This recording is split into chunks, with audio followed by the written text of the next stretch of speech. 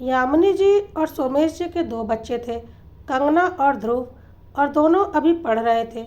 ध्रुव जहाँ पढ़ने में बहुत मनमानी करता था, वहीं कंगना बहुत ध्यान से अपनी पढ़ाई करती थी। लेकिन यामिनी जी और सोमेश का यही सोचना था कि कंगना तो ब्याह करके अपने ससुराल चली जाएगी, ध्रुव को तो अच्छी पढ़ाई लिखाई की ज़रूरत है, क्योंकि उसे नौकरी करनी है, घर परिवार संभालना है। इसलिए वह लोग हमेशा कंगना की अपेक्षा ध्रुव की पढ़ाई पर ज़्यादा ध्यान दिया करते थे। समय ऐसे ही बीत रहा था। ध्रुव के लिए बेहतर से बेहतर कोचिंग क्लासेस, कॉलेज, हर चीज़ की व्यवस्था यामिनी जी और सुमेश जी ने की थी, और कंगना एक सामान्य पढ़ाई कर रही थी। समय के साथ ध्रुव पोस्ट ग्रेजुएशन कर रहा था और कंगना ग्रेजुएशन कर रही थी। ध्रुव ने बैंक पीओ की तैयारी के लिए 2-3 जगह कोचिंग क्लासेस ज्वाइन कर रखी थी। कंगना भी चाहती थी कि वह भी बैंक के नौकरी के लिए कोचिंग क्लासेस ज्वाइन करे, लेकिन उसकी बातों पर यामिनी जी और सोमेश जी ध्यान नहीं देते थे और उसे बोलते थे, अरे बेटा, तू क्यों फालतू की टेंशन लेती है, तुझे तो कमाकर खिलाने वाला मिल ही जाएगा, तू तो मज़े से ज़िंदगी जी, लड़कियों के यही तो फ़ायदे होते हैं, उन्हें नौकरी वगैरह की चिंता नहीं होती, यह तो लड़कों की जिम्मेदारी है, तेरी जिम्मेदारी उठाने के लिए तेरा होने वाला पति तो मेहनत कर ही रहा होगा ना। और कंगना अपना सा मुँह लेकर रह जाती थी, क्योंकि उसे पता था उसके माँ बाप की सोच ही ऐसी है। फिर भी कंगना अपने स्तर पर अच्छी खासी मेहनत करती थी, और दिमाग भी कंगना का बहुत तेज़ था।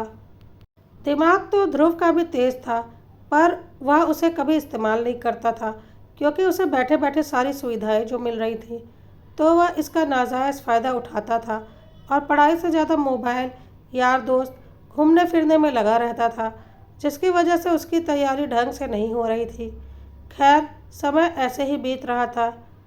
यामिनी जी और सोमेश जी को लगता था कि ध्रुव को हम लोगों ने इतनी सुविधाएं दे रखी हैं, बेस्ट कोचिंग क्लासेस ज्वाइन करा रखी है, जल्दी ही इसकी अच्छी नौकरी लग जाएगी। कंगना का भी ग्रेजुएशन पूरा हो चुका था। इसी बीच बैंक क्लर्क के लिए वैकेंसीज़ आई, तो कंगना ने अपने मम्मी पापा से बोला, मैं भी यह वैकेंसीज़ भरना चाहती हूँ, क्योंकि ध्रुव भी वह वैकेंसी भर रहा था। कंगना के मम्मी पापा एक दूसरे को देखकर मुस्कुरा रहे थे और सोच रहे थे, ध्रुव कोचिंग क्लासेस कर रहा है, इतनी तैयारी कर रहा है, फिर भी अभी तक उसकी नौकरी का कोई एग्ज़ाम नहीं निकला, क्योंकि कंपटीशन बहुत टफ है। फिर कंगना क्या ही नौकरी का एग्ज़ाम निकाल पाएगी। खैर, उसकी मर्जी है, तो उसे एग्ज़ाम देने देते हैं, वह भी खुश हो जाएगी, और यह भी पता चल जाएगा कि नौकरी करना इतना आसान नहीं होता, उसके लिए बहुत कड़ी मेहनत करनी पड़ती है, जो कि लड़कियों के बस की बात नहीं। उसके लिए दिन रात एक करना पड़ता है, जैसे कि हमारा ध्रुव कर रहा है। वह तो इस गुमान में जी रहे थे कि ध्रुव बहुत ही ज़्यादा मेहनत कर रहा है, रात दिन मोबाइल और लैपटॉप में पढ़ाई करता रहता है, पर सच्चाई यह थी कि ध्रुव रात दिन मोबाइल और लैपटॉप में सोशल मीडिया में लगा रहता था और टाइम पास करता था। खैर, कंगना ने भी वैकेंसी भर दी थी, और वह अपनी तरफ से जी तोड़ मेहनत कर रही थी और ऑनलाइन सर्च करके अपने सारे डाउट्स भी क्लियर कर रही थी और खुद ही मेहनत से तैयारी कर रही थी। कंगना के मम्मी पापा बोलते भी थे, क्या बेटा, दिन रात पढ़ाई में लगी रहती है, अगर ऐसे ही एग्ज़ाम निकलने होते ना तो हर किसी के निकल जाते, यह इतना आसान नहीं होता है, और तू इतनी टेंशन क्यों ले रही है, तू खाया पिया कर, मस्त रहा कर, जल्दी ही तेरी शादी हो जाएगी, जितने दिन मायके में है आराम कर, क्या फालतू में अपना सिर किताबों में फोड़ रही है, फिर तो ज़िंदगी भर घर परिवार संभालना ही है। लेकिन कंगना कुछ नहीं बोलती थी, क्योंकि उसके जीवन का एक ही लक्ष्य था, उसे एक अच्छी नौकरी पानी थी, और उसके माँ बाप को लगता था जब उनका बेटा इतनी मेहनत करने के बाद भी सफल नहीं हो पा रहा है, तो बेटी क्या ही सफल हो पाएगी। जल्दी ही उसके लिए एक अच्छा रिश्ता ढूंढकर उसकी शादी कर देंगे, ताकि वह भी अपना घर परिवार संभाल ले। खैर, एग्ज़ाम का दिन आ चुका था, और दोनों भाई बहन अपने अपने एग्ज़ाम सेंटर पर पहुंच चुके थे, और दोनों ने अपने अपने हिसाब से अपने पेपर को अच्छे से किया। घर आने पर ध्रुव ने बड़ी बड़ी डींगें मारी कि इस बार तो उसका पेपर बहुत ही अच्छा हुआ है, और इस बार तो पक्का उसका चयन हो ही जाएगा। कंगना ने बोला, पेपर तो उसका भी अच्छा हुआ है, लेकिन वह गारंटी नहीं ले सकती कि उसका चयन होगा या नहीं। कुछ दिनों के बाद एग्ज़ाम का रिज़ल्ट आ चुका था, जिसमें कंगना का चयन हो गया था और ध्रुव का चयन नहीं हुआ था, क्योंकि सच्चाई यह थी कि ध्रुव ने कभी मन लगाकर पढ़ाई की ही नहीं थी, वह सिर्फ टाइम पास करता था। लेकिन कंगना ने जी जान लगा दी थी इस नौकरी के एग्ज़ाम को निकालने के लिए, जबकि उसे घर से कोई सुविधा नहीं मिली थी। अब घर में अजीब सा माहौल हो गया था। यामिनी जी और सोमेश जी को यकीन नहीं हो रहा था कि जिस बेटे को उन्होंने सारी सुविधाएं दी, वह बेटा नौकरी का एग्ज़ाम क्लियर नहीं कर पाया, लेकिन उनकी बेटी ने बिना किसी एक्स्ट्रा फैसिलिटी के नौकरी का एग्ज़ाम क्लियर कर लिया है। इस बात से यामिनी जी बिल्कुल भी खुश नहीं थी कि उनका बेटा, जो कि उम्र में भी उनकी बेटी से बड़ा था और इतने सालों से तैयारी भी कर रहा था, ऊपर से लड़का था, उसकी नौकरी नहीं लगी और उसकी छोटी बहन की नौकरी लग गई। उनके बेटे के दिल पर क्या गुजरेगी। कहीं न कहीं यह बात सोमेश जी के मन में भी थी कि लड़की नौकरी करे या ना करे, इससे कोई फ़र्क नहीं पड़ता, पर लड़के की नौकरी होनी ज़रूरी है। रिज़ल्ट आने के बाद से ध्रुव भी काफ़ी अपसेट था। उसे यकीन नहीं हो रहा था कि उसकी नौकरी नहीं लगी और उसके बहन ने नौकरी का एग्ज़ाम क्लियर कर लिया है। वह काफ़ी दुखी था और साथ ही साथ बोल रहा था, यह सब लक की बात होती है। कंगना का लक अच्छा था, इसलिए उसकी नौकरी लग गई। मेरा लक ख़राब था, इसलिए मेरा एग्ज़ाम क्लियर नहीं हुआ। मैं क्या करूं, मेरा नसीब ही ऐसा है। उसे अपनी कमियां नहीं दिख रही थी, पर उसने घर में ऐसा माहौल बना दिया था जिससे कि यामिनी जी और सोमेश जी काफ़ी दुखी हो गए थे और उन्हें ऐसा लगने लगा था कि अगर कंगना ने नौकरी ज्वाइन की तो ध्रुव डिप्रेशन में चला जाएगा और वह अपने इकलौते बेटे को डिप्रेशन में जाते हुए नहीं देखना चाहते थे। इसलिए यामिनी जी और सोमेश जी ने कंगना से बोला, बेटा देख, तू लड़की है, तू नौकरी करे या ना करे, इससे कोई फ़र्क नहीं पड़ता। तुझे कमाकर तेरा पति खिलाएगा ही खिलाएगा, लेकिन ध्रुव एक लड़का है और उसे हर हाल में नौकरी चाहिए। अब अगर तूने यह नौकरी ज्वाइन कर ली तो ध्रुव बहुत डिप्रेशन में चला जाएगा। वह यह बर्दाश्त नहीं कर पाएगा कि उसकी नौकरी नहीं लगी और उसकी छोटी बहन ने उससे पहले अपने पहले ही प्रयास में नौकरी पा ली। यह ठीक नहीं रहेगा बेटा। लोग भी बातें बनाएंगे कि घर के लड़के की नौकरी नहीं लगी और देखो लड़की ने नौकरी भी पा ली। इससे ध्रुव और भी ज़्यादा डिप्रेशन में चला जाएगा। क्या तू चाहती है तेरा भाई डिप्रेशन में चला जाए? फिर तो वह ज़िंदगी में और कुछ तैयारी कर भी नहीं पाएगा और शायद कभी भी उसे नौकरी ना मिले। क्या तू चाहती है कि ऐसा हो? हमारे ख्याल से तुझे यह नौकरी ज्वाइन नहीं करनी चाहिए, या कहीं से भी ठीक नहीं रहेगा। देख, अब वैसे भी हम तेरी शादी खोज रहे हैं और कुछ दिनों में तेरी शादी हो जाएगी, फिर तो आराम से अपना घर परिवार संभालना। कंगना ने बोला, मम्मी पापा आप यह क्या बोल रहे हो? मैंने दिन रात मेहनत की है इस नौकरी को पाने के लिए।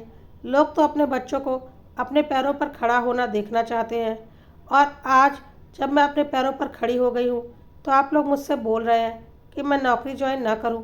ऐसे कैसे? मैंने बहुत मेहनत की है इस दिन के लिए और आज जब वह दिन आ गया है तो मैं कैसे नौकरी ना ज्वाइन करूं? अब यामिनी जी और सोमेश जी ने ध्रुव की तरफ देखा। ध्रुव दुखी होकर वहां से चला गया। साफ पता चल रहा था ध्रुव का बिल्कुल भी मन नहीं है कि कंगना नौकरी ज्वाइन करे, क्योंकि इसमें उसकी बेइज्जती थी। इसलिए अब यामिनी जी और सोमेश जी ने कंगना से बोला, देख बेटा, अब हमारी बात साफ साफ सुन। तेरी खुशियों के लिए हम अपने बेटे को डिप्रेशन में नहीं डाल सकते। तेरा फ्यूचर सिक्योर है क्योंकि तुझे कमा कर खिलाने वाला मिलेगा ही मिलेगा, लेकिन उसके लिए हम अपने बेटे की ज़िंदगी बर्बाद नहीं करेंगे। अगर आज हमारा बेटा डिप्रेशन में चला गया, वह भी तेरी वजह से, तो कल को ज़िंदगी में वह क्या कर पाएगा? इसलिए यह हमारा फाइनल डिसीजन है कि तू यह नौकरी ज्वाइन नहीं करेगी। कंगना बोलती रह गई, मम्मी पापा यह आप क्या बोल रहे हैं? क्या गारंटी है कि मेरा पति मुझे कमा कर खिलाएगा ही खिलाएगा या मुझे खुश रखेगा? क्या आपको पता नहीं ससुराल में लड़कियों के साथ कभी कभी कितनी ज़्यादती हो जाती है? उस वक्त जो लड़की अपने पैरों पर खड़ी नहीं रहती, उनका जीवन नर्क हो जाता है। और वैसे भी आजकल महंगाई के ज़माने में अगर पति पत्नी दोनों कमाते हैं तो जीवन सरल हो जाता है। मैंने यह नौकरी अपनी मेहनत के बल पर पाई है। मैं यह नौकरी ज़रूर ज्वाइन करूँगी। लेकिन सोमेश जी और यामिनी जी को इन सब से बातों से कोई फ़र्क नहीं पड़ रहा था। उन्हें दिख रही थी तो बस अपने बेटे की नाराज़गी, और चिंता थी तो बस इस बात की कि कहीं कंगना के जॉब की वजह से ध्रुव डिप्रेशन में न चला जाए। और उन्होंने अपना आखिरी फैसला सुना दिया कि अगर तू यह नौकरी ज्वाइन करेगी तो अपनी मनमर्जी से करेगी। हमसे तेरा कोई नाता नहीं रहेगा। समझ लेना, हम तेरे लिए मर गए। तू आज से स्वतंत्र है। आखिर तेरी नौकरी जो लग गई, अब माँ बाप की क्या ज़रूरत है। इसी दिन के लिए तो तुझे पाल पोस कर बड़ा किया था। और पता नहीं क्या क्या बोलकर कंगना के ऊपर इमोशनल अत्याचार करने लगे और कंगना को पूरी तरह से मजबूर कर दिया। कंगना की हिम्मत ही नहीं पड़ी अपने माँ बाप और भाई को दुखी करके नौकरी ज्वाइन करने की। और वैसे भी वह एक सामान्य सी सीधी सादी मध्यम वर्गीय परिवार की लड़की थी। अकेले दूसरे शहर में जाकर बिना अपने माँ बाप की इजाज़त के नौकरी ज्वाइन करना उसके बस की बात नहीं थी। और घर का माहौल भी माँ बाप और भाई ने बिल्कुल ख़राब कर रखा था। इसलिए कंगना चुप मार कर बैठ गई और देखते ही देखते उसकी ज्वाइनिंग का टाइम ख़त्म हो चुका था और कंगना अपनी लगी लगाई नौकरी छोड़ चुकी थी अपने माँ बाप और भाई को खुश करने के लिए। लेकिन कंगना इस बात से कितनी दुखी थी, इससे किसी को कोई फ़र्क नहीं पड़ता था। यामिनी जी और सोमेश जी बहुत खुश थे कंगना के इस फैसले से और उन्होंने कंगना से बोला, तेरे जैसी बहन बेटी तो नसीबों से मिलती है। देखना, हमारे बाद भी ध्रुव जिंदगी भर तेरा ख्याल रखेगा। आखिर तूने अपने भाई के लिए अपने जीवन का इतना बड़ा त्याग जो किया है। वह लोग यह भूल गए थे कि उसने यह त्याग अपनी मनमर्जी से नहीं किया था, बल्कि उससे ज़बरदस्ती करवाया गया था। और यह कोई त्याग नहीं, एक बेवकूफ़ी थी। सिर्फ अपने बेटे को खुश करने के लिए अपनी बेटी को नौकरी ज्वाइन नहीं करने दिया गया था। साफ साफ कंगना ने लड़की होने का खामियाजा भुगता था। खैर, इसी बीच कंगना की शादी भार्गव से तय हो गई और कंगना ब्याह कर भार्गव के साथ चली गई। भार्गव बहुत ही अच्छे स्वभाव का लड़का था और अपनी पत्नी का पूरा ख्याल रखता था। कंगना ने जब भार्गव को बताया कि उसने पहले ही प्रयास में बैंक क्लर्क का एग्ज़ाम क्लियर कर लिया था और मम्मी पापा और भाई ने उसे नौकरी ज्वाइन नहीं करने दी, इसलिए क्योंकि उसके भाई का एग्ज़ाम क्लियर नहीं हुआ था, तो भार्गव को बहुत हैरानी हुई और उसने बोला, तो बेटे का एग्ज़ाम क्लियर नहीं हुआ इसलिए बेटी की नौकरी छुड़वा दी। इतना गलत निर्णय कैसे ले सकते हैं तुम्हारे घर वाले। कंगना ने बोला, अब मैं क्या करती, मैं मजबूर हो गई थी। मम्मी पापा और भाई ने घर का माहौल इतना गंदा कर दिया था कि मुझे कुछ समझ में नहीं आ रहा था मैं अकेली क्या करती, इसलिए मैंने चुपचाप उनका निर्णय मान लिया। भार्गव ने बोला, जब तुम बिना किसी कोचिंग के सिर्फ अपनी मेहनत के दम पर एक अच्छा खासा एग्ज़ाम क्लियर कर सकती हो, तो अगर तुम्हें सुविधाएं दी जाए तब तो तुम बहुत बड़ा एग्ज़ाम भी क्लियर कर सकती हो। कंगना भी यही चाहती थी और भार्गव ने कंगना को बैंक पीओ की तैयारी के लिए कोचिंग ज्वाइन करवा दी और कंगना जी तोड़ मेहनत करने लगी। उधर ध्रुव भी बैंक की तैयारी के लिए ही कोचिंग कर रहा था और ध्रुव और कंगना दोनों ने ही बैंक पीओ और बैंक क्लर्क दोनों के लिए एग्ज़ाम दिया और जल्दी ही रिजल्ट आ गया, जिसमें कंगना का चयन बैंक पीओ के लिए हो गया और इस बार ध्रुव का चयन भी बैंक क्लर्क के लिए हो गया था।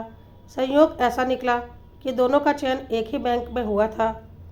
यह बात जैसे ही यामिनी जी और सोमेश जी को पता चली, एक बार फिर दोनों के होश उड़ गए। उन्हें ऐसा लगने लगा या तो फिर ध्रुव के साथ नाइंसाफ़ी हो गई। कंगना जानबूझकर ऐसा करती है अपने भाई के साथ। क्या यह अच्छा लगेगा कि एक ही बैंक में कंगना पीओ रहे और उसका भाई क्लर्क? कैसा फील होगा उसके भाई को। और बाकी के लोग जब यह जानेंगे कि एक ही बैंक में छोटी बहन अपने बड़ी भाई की बॉस है, कितनी बेइज्जती होगी हमारे ध्रुव की। यह हम कभी नहीं होने देंगे। एक तो पहले ही ध्रुव की नौकरी लगने में इतना वक्त लग गया, ऊपर से अब एक नौकरी लगी थी तो कंगना फिर से रास्ते का रोड़ा बन गई। अरे ज़रूरत क्या है उसे नौकरी करने की। भार्गव अच्छा खासा कमाता तो है, देखभाल कर शादी की है हमने उसकी। पता नहीं उसे क्या भूत सवार हो गया है नौकरी करने का, और हर बार अपने भाई के रास्ते में ही आ जाती है। अगर उसे नौकरी करनी ही थी तो और भी कितनी नौकरियां हैं देश में, उसे भी वही नौकरी करनी थी जिसके लिए उसका भाई तैयारी कर रहा था। जानबूझ कर ही किया होगा उसने यह सब कुछ। एक बार फिर यामिनी जी और सोमेश जी कंगना के घर पहुंच चुके थे और बात बात में उन्होंने कंगना और भार्गव से बोल दिया था कि यह बिल्कुल भी अच्छा नहीं लगेगा कि ध्रुव उसी बैंक में क्लर्क का काम करे और कंगना पीओ का। बिल्कुल बेकार लगेगा या और बहुत मुश्किल से ध्रुव की नौकरी लगी है तो ध्रुव तो हर हाल में नौकरी ज्वाइन करेगा। आखिर वह एक लड़का है और उसे नौकरी करनी ही है। कंगना का क्या है, वह नौकरी करे या ना करे, कोई ख़ास फ़र्क नहीं पड़ेगा। यह दूसरी बार था जब कंगना की मेहनत को उसके माँ बाप और भाई बर्बाद करने पर तुले थे। इस बार कंगना अकेली नहीं थी, इस बार भार्गव उसके साथ था और उसने इस बात के लिए साफ साफ मना कर दिया और बोला, यह तो कोई बात ही नहीं हुई। हर कोई अपनी मेहनत और काबिलियत के बल पर नौकरी पाता है। ध्रुव को भी अपनी मेहनत से नौकरी मिली है और कंगना को भी अपनी मेहनत से नौकरी मिली है। कोई भी किसी के लिए अपनी नौकरी क्यों छोड़ेगा? दोनों को पूरा हक है अपनी अपनी नौकरी ज्वाइन करने का। कंगना पहले भी एक बार ऐसी बेवकूफ़ी कर चुकी है, अब दोबारा वह ऐसी बेवकूफ़ी नहीं करेगी। कंगना नौकरी ज़रूर ज्वाइन करेगी।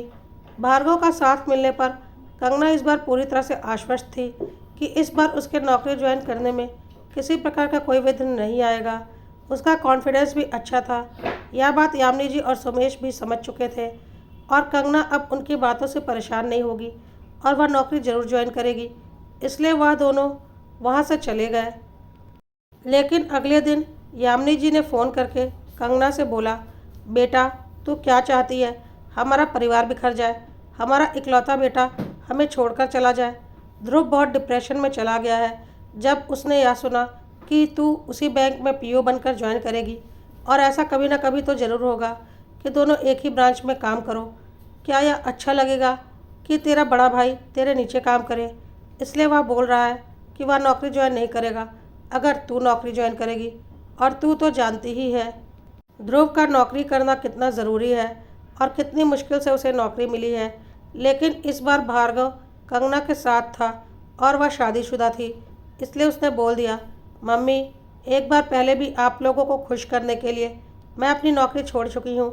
अपनी मेहनत से पाई थी मैंने वह नौकरी और इस बार भी मैंने जी तोड़ मेहनत की है और इस बार मैं किसी भी कीमत पर अपनी मेहनत को ज़ाया नहीं जाने दूँगी। मुझे भी पूरा हक है अपने पैरों पर खड़ा होने का। अब आपको जो बोलना है बोलिए, जो सोचना है सोचिए। मैं हर हाल में नौकरी ज्वाइन करूँगी, कहकर कंगना ने फ़ोन रख दिया। थोड़ी देर के बाद यामिनी जी ने दोबारा फ़ोन किया और बोला, देख कंगना, यही छोटी छोटी बातें होती हैं जो बेटियों का रिश्ता हमेशा के लिए मायके से ख़त्म कर देती हैं। माँ बाप जब तक हैं तब तक तो फिर भी मायका चल जाता है, पर आगे का मायका भाई भाभी से ही चलता है और तेरे जैसी बेटियाँ जो भाई भाभी से बनाकर नहीं रख सकती, उनका मायका तो माँ बाप के साथ ही ख़त्म हो जाता है। इस पर कंगना ने भी गुस्से में बोला, आप लोग अगर चाहते हो तो मैं भी अभी से अपना मायका ख़त्म कर देती हूँ, लेकिन हर बार आप लोगों की नाजायज़ खुशियों के लिए मैं अपनी जायज़ खुशियाँ और मेहनत कुर्बान नहीं कर सकती। आप अपने बेटे को खुश रखिए, भूल जाइए कि आपकी कोई बेटी भी थी। कंगना भी इस बार काफ़ी दुखी हो चुकी थी अपने माँ बाप के इस रवैये से, जो बार बार अपने बेटे के लिए अपनी बेटी की खुशियों को रौंद रहे थे। अब यामिनी जी ने अपना आखिरी हथियार खेला और बोला, ध्रुव आत्महत्या की धमकी दे रहा है।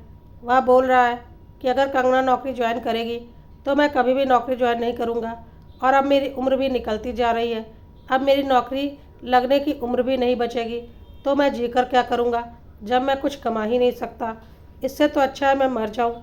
यामिनी जी ने बोला, बेटा अगर तूने यह नौकरी ज्वाइन की ना तो तेरी वजह से मेरा बेटा इस दुनिया से चला जाएगा और अगर हमारे बेटे को कुछ हो गया ना तो तेरे माँ बाप भी इस दुनिया से चले जाएंगे और हम सबकी मौत का इल्ज़ाम तेरे सिर पर आएगा। ऐसी बातें करके यामिनी जी ने उसे ब्लैकमेल करना शुरू कर दिया था और यह सब सुनकर कंगना खामोश हो गई थी।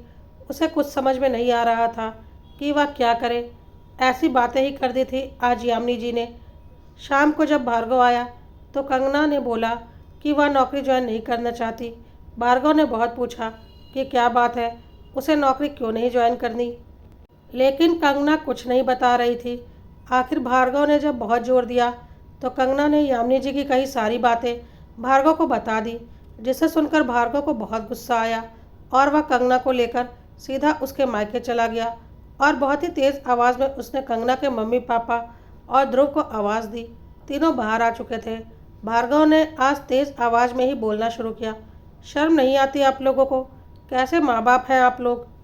अपने बेटे को खुश करने के लिए बार बार अपनी बेटी की खुशियाँ खा जाते हैं और इस बार जब कोई चारा नहीं बचा तो बेटी को इस तरह से ब्लैकमेल कर रहे हैं। अगर आपका बेटा इस काबिल नहीं है कि वह इतनी मेहनत नहीं करता कि उसकी कोई अच्छी नौकरी लग जाए तो इसके लिए कंगना कैसे दोषी हो गई?